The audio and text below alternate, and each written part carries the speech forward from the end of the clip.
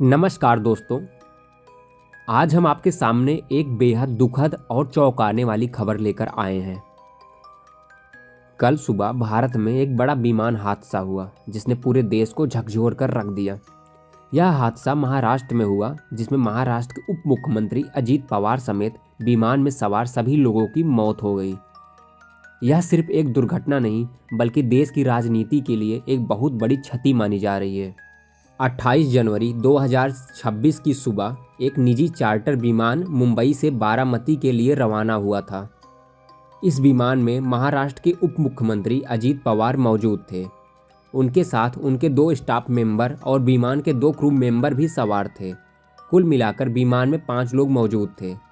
यह विमान जब बारामती एयरपोर्ट पर लैंड करने की कोशिश कर रहा था तभी अचानक कुछ गड़बड़ हुई और विमान रनवे के पास ही क्रैश हो गया।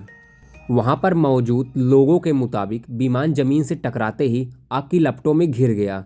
कुछ ही सेकंड में विमान में भीषण आग लग गई और 4-5 धमाके हुए।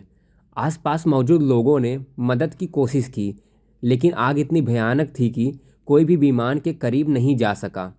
फायर ब्रिगेड और प्रशासन की टीम मौके पर पहुंची, लेकिन तब तक बहुत देर हो चुकी थी। विमान में सवार किसी भी व्यक्ति को बचाया नहीं जा सका। बताया जा रहा है कि मौसम और विजिबिलिटी इस हादसे की एक बड़ी वजह हो सकती है। शुरुआती जानकारी के अनुसार लैंडिंग के वक्त इलाके में एक हल्का कोहरा और कम दृश्यता थी। पायलट ने पहली बार लैंडिंग की कोशिश की, लेकिन वह सफल नहीं हो पाया।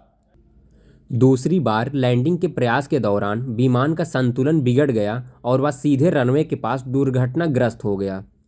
हालांकि इस हादसे की असली वजह क्या थी, इसका पता जांच पूरी होने के बाद ही चल पाएगा। अजीत पवार आज बारामती के एक राजनीतिक कार्यक्रम में शामिल होने वाले थे। वह जिला स्तर के कार्यक्रमों में और बैठकों के लिए जा रहे थे। किसी को भी अंदाजा नहीं था कि यह यात्रा उनकी आखिरी यात्रा बन जाएगी। अजीत पवार महाराष्ट्र के राजनीति का एक बड़ा नाम था। उन्होंने कई बार राज्य में अहम जिम्मेदारियां निभाई थी और उप मुख्यमंत्री के रूप में उनका प्रभाव काफ़ी मजबूत माना जाता था। इस हादसे की खबर जैसे ही सामने आई, पूरे देश में शोक की लहर दौड़ गई। प्रधानमंत्री, गृह मंत्री, राज्यपाल और कई बड़े नेताओं ने अजीत पवार के निधन पर गहरा दुख जताया। महाराष्ट्र सरकार ने शोक की घोषणा की और कहा कि यह राज्य के लिए अपूरणीय क्षति है। सोशल मीडिया पर भी लोग अजीत पवार को श्रद्धांजलि दे रहे हैं और इस हादसे पर दुख व्यक्त कर रहे हैं। यह हादसा एक बार फिर हमें सोचने पर मजबूर करता है कि जीवन कितना अनिश्चित है। एक पल में सब कुछ सामान्य होता है और अगले ही पल सब कुछ खत्म हो जाता है। सुरक्षा की तमाम इंतजामों के बावजूद ऐसी दुर्घटनाएं सवाल खड़े करती हैं। क्या विमान सुरक्षा में कहीं न कोई कमी है, या फिर मौसम और तकनीकी खराबी ऐसी चीज़ें हैं जिन्हें पूरी तरह टाला नहीं जा सकता। फिलहाल डीजीसीए और अन्य जांच एजेंसियां इस पूरे मामले की जांच कर रही हैं।